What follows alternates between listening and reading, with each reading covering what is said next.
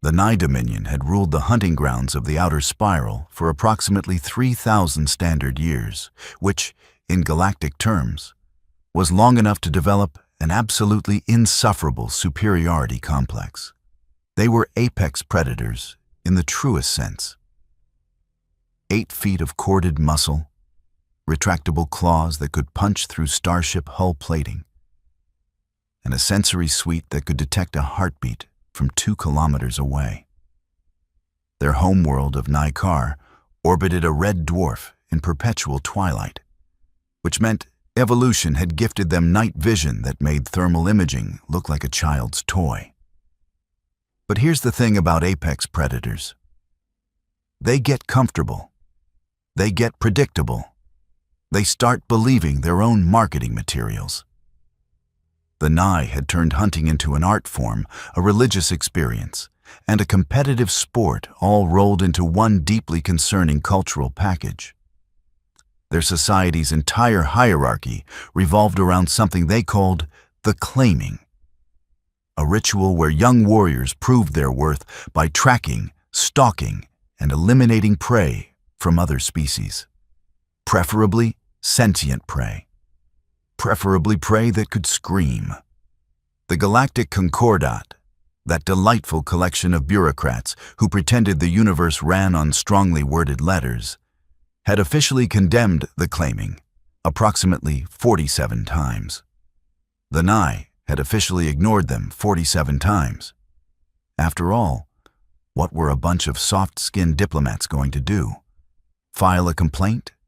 Send a task force to stop hunters who could see in the dark, smell fear from orbit, and move through jungle terrain like liquid shadows? The mathematics of interstellar politics were simple. The Nye were too dangerous to fight, too useful as mercenaries to alienate completely, and too damn good at covering their tracks to prosecute effectively. So the galaxy did what civilized societies always do when faced with uncomfortable truths. They looked the other way, made concerned noises at diplomatic functions, and quietly warned their citizens to avoid the sectors where Nye hunting packs operated. Pack leader Kor Seth had participated in 17 claimings, 17 perfect hunts. His trophy room contained the preserved remains of species from across 3 spiral arms. A Vorkin merchant who'd made the mistake of traveling alone. A Delphian explorer who'd thought her stealth shuttle made her invisible. A Threxian warrior who'd actually put up a decent fight before the inevitable conclusion. Kor Seth's current pack consisted of 6 of Nykar's finest hunters. They'd been tracking this particular prey for 3 standard days, ever since their long-range sensors had picked up the distress beacon from an escape pod that had crash-landed on Theta 7, an uninhabited moon in an unclaimed system. The perfect hunting ground, no witnesses, no authorities, no complications.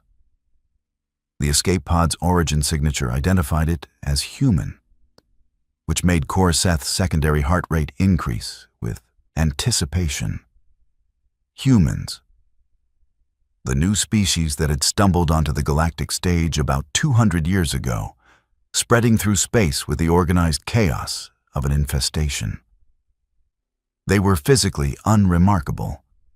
No natural weapons, no enhanced senses, skeletal structures that broke if you looked at them wrong. They were prey animals masquerading as a spacefaring civilization.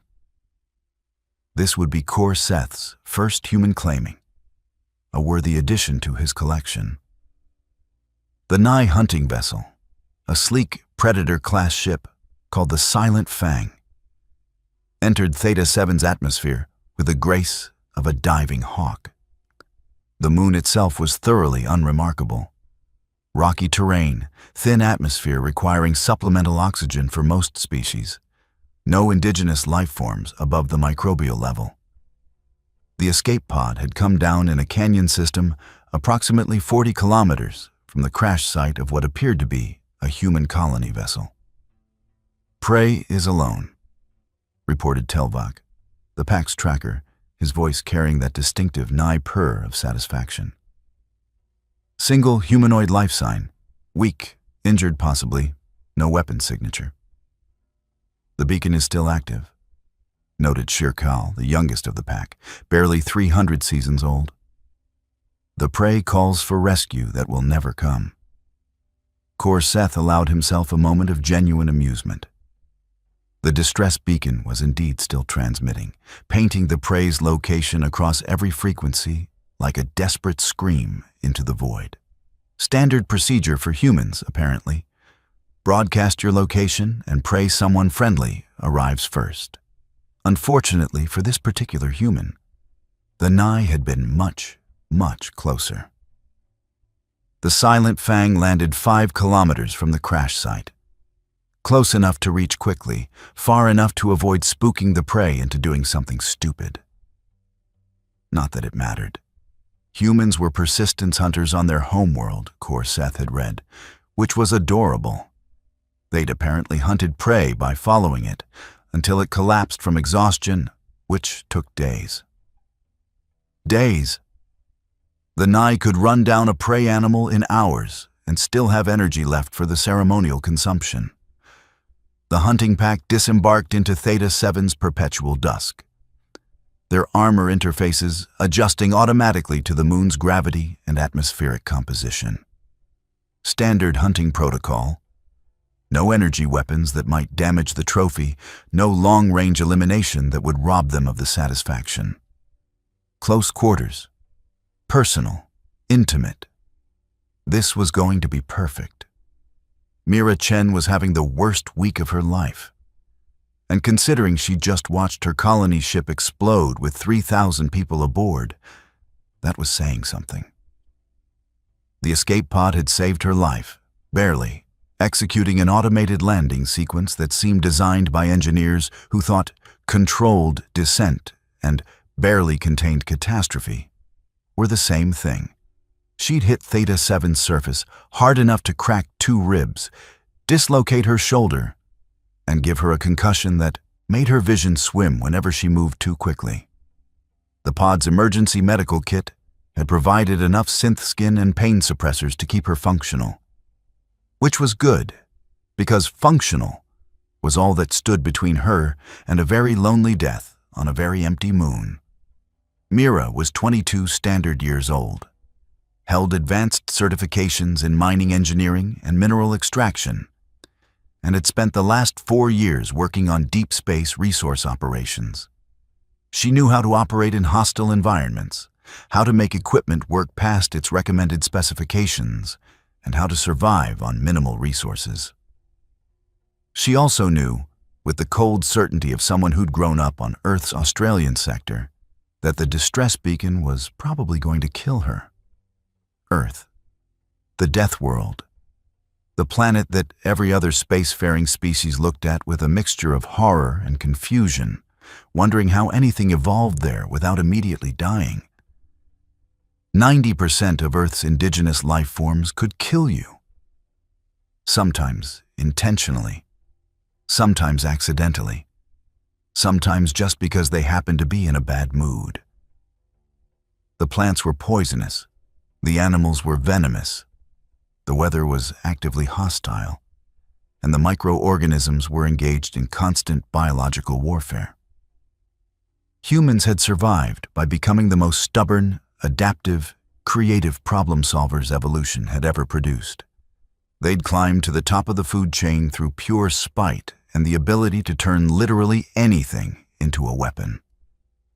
Mira checked the pod systems for the 14th time. Life support was holding at 60%.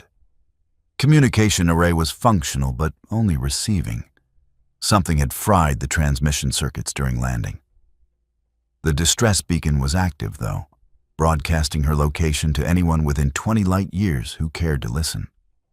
The problem with distress beacons: they didn't discriminate between friendly responders and predators. Mira had noticed the ship entering the moon's atmosphere 6 hours ago, its energy signature appearing on the pod's passive sensors like a bright question mark. She'd felt a moment of relief, rescue, before her engineering brain kicked in and started asking uncomfortable questions. Why would a rescue ship approach so cautiously? Why hadn't they hailed her on standard frequencies? Why had they landed 5 kilometers away instead of right at her position? The answer had crystallized in her mind with the clarity of absolute certainty. Because they weren't rescuers.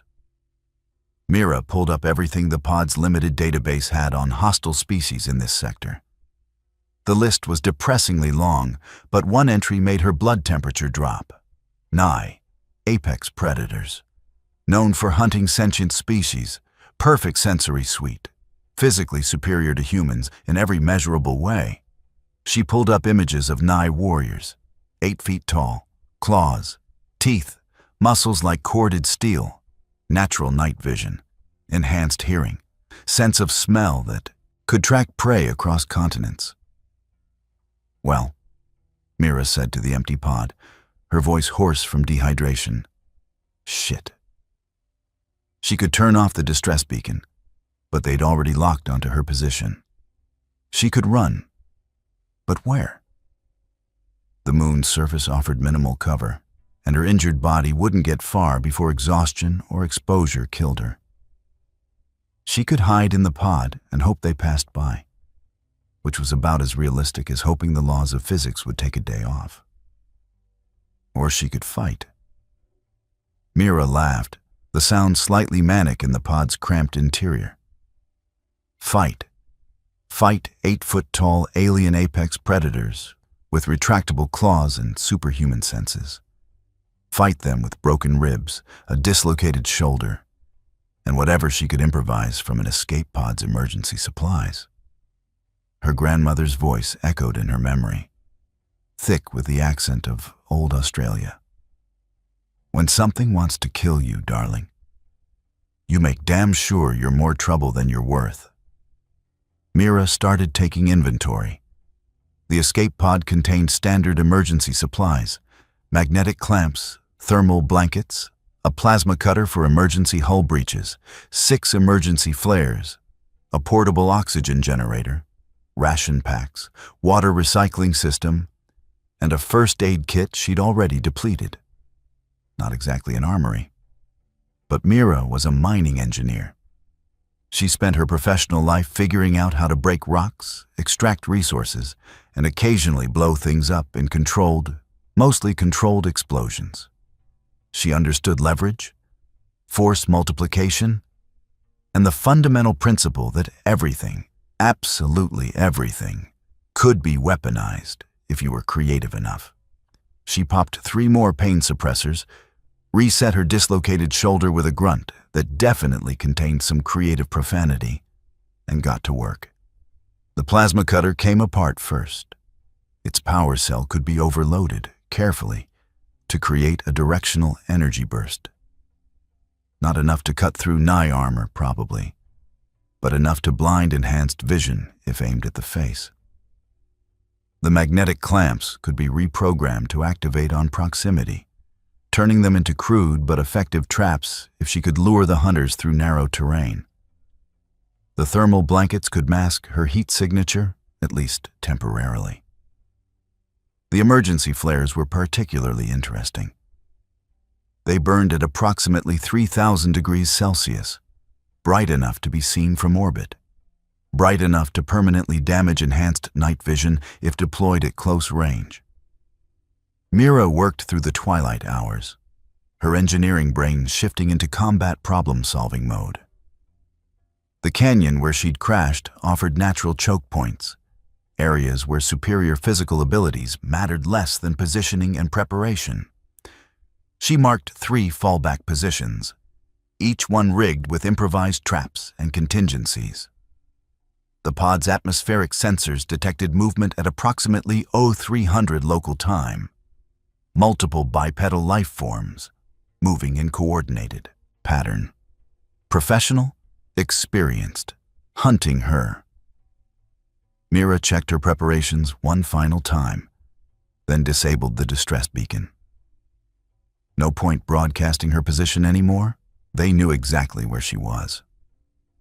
She picked up her primary weapon, a mining pick modified with sharpened edges and a weighted head, and settled into her first defensive position. The pain suppressors were keeping the agony from her ribs to a manageable scream, and adrenaline was doing the rest. "All right, you bastards," she whispered into the darkness. "Let's see how apex predators handle Deathworld prey." Korseth smelled the human long before he saw her. The scent was strange. Sweat, blood, something chemical that might have been medical supplies, and underneath it all, something that made his predator instincts hesitate for just a fraction of a second. Fear, but not panic. Controlled fear, directed fear. The hunting pack moved through the canyon in practiced formation, their enhanced vision rendering Theta 7's perpetual twilight as clear as day. Telvok led point position, his sensory suite scanning for traps or defensive positions. Shirakal and Morketh flanked left and right, covering elevated positions. The others maintained rear security, standard hunt formation. They'd used it 17 times before. It had never failed. The escape pod sat in a small clearing, its hull scarred from atmospheric entry and hard landing. The distress beacon had stopped transmitting approximately 20 minutes ago, which meant the prey was aware of their approach. Interesting. Most prey animals froze when they realized they were being hunted, their higher brain functions shutting down in the face of inevitable death. This human had done the opposite, recognized the threat and adapted. Korseth felt a flicker of respect. This might actually be interesting. "Spread out," he commanded in the subsonic frequency Nye used for coordination. "The prey is aware but has nowhere to go. We take it alive if possible. A running hunt is more satisfying." The pack acknowledged and began their closing maneuver. Telvok approached the escape pod from the north, moving with the liquid grace of a born hunter. He was 3 meters from the pod's entrance when the first trap activated. The magnetic clamp shot from concealment, its modified programming sending it straight toward Telvok's helmet at roughly 60 meters per second. The Nye hunter's reflexes were supernatural. He twisted aside, the clamp missing his head by centimeters. The second clamp, hidden at knee level, caught him perfectly. Telvok went down hard, magnetic force pinning his leg to a support beam the human had positioned with engineering precision. He snarled, reaching to disengage it, when the third trap activated, a plasma cutter's overloaded power cell that detonated with thermal bloom that temporarily whited out enhanced vision. By the time Telvok's vision cleared, there was a human standing in front of him, holding something that looked like a modified mining tool. Mira swung the pick with every ounce of Deathworld strength her injured body could muster, the sharpened point punching through the gap between Telvok's helmet and chest armor. Nye anatomy put major blood vessels in the neck region, and Mira's engineering background included detailed study of structural weak points. Telvok gurgled once, surprised, and stopped moving. Mira pulled the pick free, grabbed Telvok's ceremonial blade from his belt, and disappeared into the canyon's shadows before the rest of the pack could react. Korseth stared at Telvok's body for approximately 3 seconds of absolute silence. Then he began laughing, the sound harsh and surprised. "The prey fights. Finally. This is a proper hunt." But underneath the excitement, a small voice in his predator brain was whispering something his conscious mind refused to hear. That wasn't prey behavior. That was predator behavior. The hunt changed immediately. The Nye pack abandoned standard pursuit protocol and shifted to combat formation. This wasn't a ritual hunt anymore. This was a threat elimination. Morketh, the pack's heavy specialist, activated his forearm blades and charged into the canyon after the human. He was built like a mobile fortress, with armor plating that could deflect small arms fire and strength enough to tear through bulkhead doors. He made it approximately 40 meters before Mira's second trap activated. The canyon walls, apparently, weren't as stable as they looked. Mira had spent 2 hours identifying stress fractures and weak points, using the plasma cutter to create precise failure points in the rock face. When more Keth passed underneath, she triggered the collapse with a well-placed explosive charge made from 3 emergency flares and the pod's fuel cell. Several tons of rock buried more Keth in approximately 1.3 seconds. His armor might have saved him from immediate death. The suffocation that followed definitely didn't. Seth stopped laughing. "This isn't possible," Shirkal whispered, his voice carrying notes of something that might have been fear. "Prey doesn't do this. Prey doesn't plan. Prey doesn't set them ambushes." "It's not prey," Seth said slowly, the realization cutting through 3,000 years of cultural certainty. "It's a predator." The remaining 4 hunters regrouped, their formation now defensive rather than aggressive. Their enhanced senses swept the canyon, searching for heat signatures, movement, anything that would give away the human's position. What they didn't account for was that Mira had wrapped herself in thermal blankets and coated her skin with mud from the canyon floor, masking her heat signature and scent. What they definitely didn't account for was that humans had evolved hunting strategies that relied on patience, planning, and the absolute willingness to wait in uncomfortable positions for hours. Mira hung from a canyon overhang, muscles screaming, ribs sending sharp protests with every breath, and waited for the next hunter to pass underneath. It took 43 minutes. Shirkal, nervous and scanning constantly, moved below her position. Mira dropped, 15 feet of controlled fall, landing directly on the young Nye's shoulders with both knees driving into the vulnerable nerve cluster at the base of his skull. Shirkal crumpled. Mira used his own ceremonial blade to open his throat before he could recover, the motion efficient and emotionless. 3 down, 3 to go. "Fall back to the ship," Seth commanded, his voice carrying the sharp edge of survival instinct overriding pride. "This hunt is over." But Mira had spent the hours before the attack studying every approach to the canyon. She'd anticipated retreat. The path back to the Nye landing site took them through a narrow defile, barely 3 meters wide. She'd turned it into a killing zone. The explosive trap, assembled from the oxygen generator's compressed tanks and remaining flare charges, detonated when the first hunter crossed the trigger point.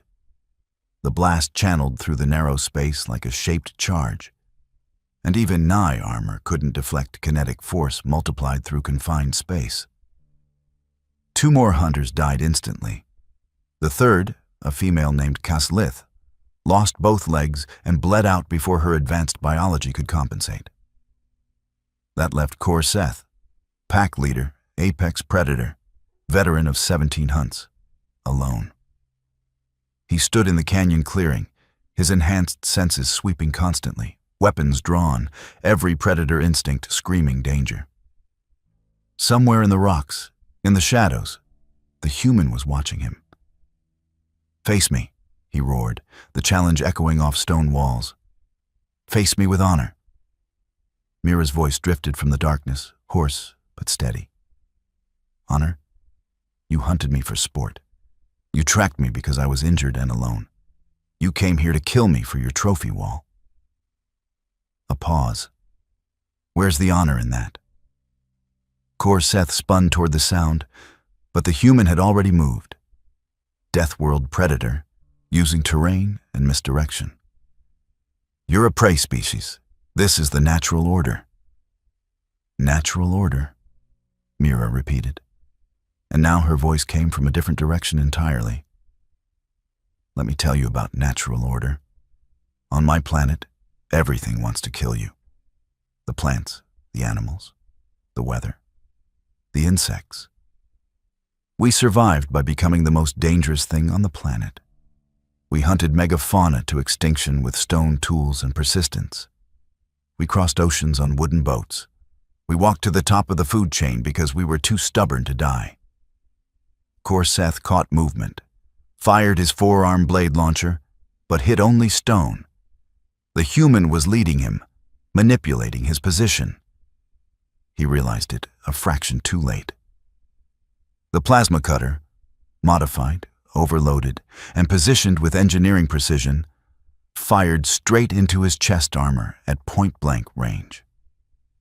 The concentrated beam didn't penetrate completely, but it heated the armor to critical temperature in approximately 2 seconds. Nye armor was designed to disperse energy. It was not designed to handle thermal expansion from the inside. Korseth's scream lasted exactly as long as it took Mira to drive the ceremonial blade between his helmet seals, the point finding his primary heart with the anatomical precision of someone who'd spent her trapped hours studying Nye physiology on the pod's database. The pack leader fell, surprise and comprehension mixing in his dying thoughts. Not prey. Predator, apex predator. Deathworld apex predator. The galaxy had gotten the humans very, very wrong. Mira sat down hard, her body finally giving in to pain, exhaustion, and about 17 different chemical crash responses. She'd killed 6 trained hunters, any one of whom could have torn her apart in fair combat. She'd done it through preparation, terrain advantage, and the fundamental human refusal to die quietly. She was going to throw up. She was going to pass out. But first, she was going to cover her tracks. Mira spent the next 18 hours in a pain suppressor haze, systematically destroying evidence. The Nye bodies went into the deepest canyon crevasse she could find, weighted down with rocks. Their weapons, ceremonial and functional, followed. She disabled their communication equipment, extracted their ship's data cores, and wiped every recording. The Silent Fang itself posed the biggest problem. Nye ships had security protocols that would trigger alerts if tampered with improperly. Fortunately, Mira was extremely good at tampering with things improperly. She used the ship's own fuel system against it, creating a cascade failure that looked exactly like a catastrophic engine malfunction. The explosion was visible from orbit, bright and conclusive. Then she returned to her escape pod, reactivated the distress beacon, and collapsed. The human patrol ship Meridian's Hope arrived 63 hours later, their sensors picking up the escape pod signal and the debris field from what appeared to be a catastrophic ship explosion nearby. Commander Joe found Mira semi-conscious, severely dehydrated, and suffering from exposure. The medical team stabilized her immediately, asking the questions rescuers always asked. What happened to the other ship? Mira, drifting on medical sedatives, managed a weak shrug. Don't know. Was here when I woke up, saw it explode. Engine failure, maybe? You're lucky, the medic said, checking her vitals. If that ship had landed, and if it was who we think it was. He trailed off, leaving the implication hanging. Lucky, Mira agreed softly, closing her eyes. The Meridian's Hope conducted a thorough scan of the debris field. They found scattered remains of a Nye hunting vessel. Catastrophic damage consistent with fuel system failure, no survivors. They logged it as an unfortunate accident. Happened sometimes with Nye ships pushing their systems too hard in pursuit of prey. They never found the bodies in the canyon. They never found the weapons. They never found any evidence that 6 of the Nye Dominion's finest hunters had died on that moon. The official report listed the incident as Nye vessel destroyed in accidental explosion, human survivor rescued from separate crash site. The file was stamped, processed, and filed in the bureaucratic archives where such things went to be forgotten. 3 months later, Mira Chen reported for duty at Titan Station, a mining operation in Sol System's outer reaches. Her medical evaluation noted full recovery from her injuries, though she'd developed a slight hesitation around unfamiliar species. The psychological evaluation mentioned nightmares, but concluded they were consistent with crash trauma. Nothing unusual. Nothing that suggested she'd done anything except survive. On Naikar, the Dominion's Council of Hunters reviewed the casualty report with growing confusion. Pack leader Kor Seth's vessel had been destroyed. All hunters lost. No explanation, no survivors.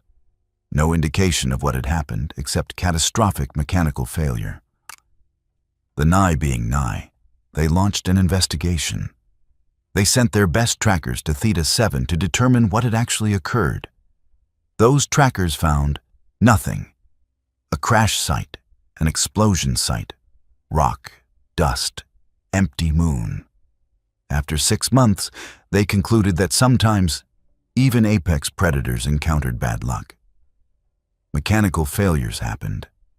It was tragic, but not mysterious. They never considered the possibility that a single injured human had systematically eliminated their entire hunting pack and covered the evidence so thoroughly that even Nye's senses couldn't detect it. They never adjusted their threat assessment of humans. They never learned. The galaxy continued its complicated dance of diplomacy and commerce and carefully ignored atrocities.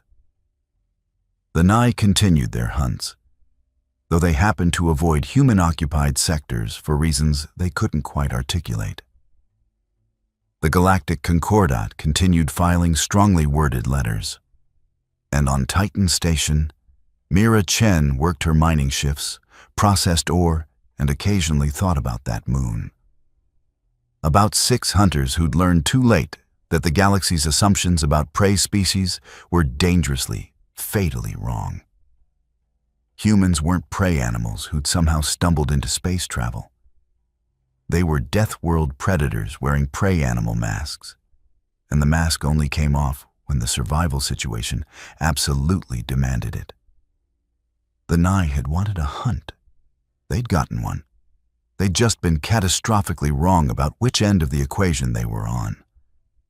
And absolutely nobody, not the Concordat, not the Dominion, not the thousands of species who thought they understood the galactic hierarchy, had any idea what had really happened on Theta 7, which was exactly how Mira Chen preferred it. Because the thing about apex predators from Deathworlds, they didn't need recognition. They didn't need trophy rooms or ritual hunts or cultural celebrations of their victories. They just needed to survive, and they were exceptionally, terrifyingly good at it. The universe had been running on certain assumptions for thousands of years. Assumptions about which species were predators and which were prey, about physical superiority and natural hierarchies, about what constituted an apex species. Humans had arrived and quietly started breaking every single one of those assumptions, one survival situation at a time. The galaxy would figure it out eventually. Probably. Maybe after a few more mechanical failures and tragic accidents involving species that made the mistake of hunting injured humans. Until then, Mira Chen had oared a process, shifts to work, and the quiet satisfaction of knowing that somewhere in deep space, on an empty moon nobody cared about, 6 apex predators had learned a lesson they couldn't pass on. Sometimes, the prey fights back. And when Deathworld prey fights back, the hunters don't survive to tell the tale. No evidence, no survivors, no story. Just empty canyon and silent stones and the galaxy's comfortable assumptions, completely intact.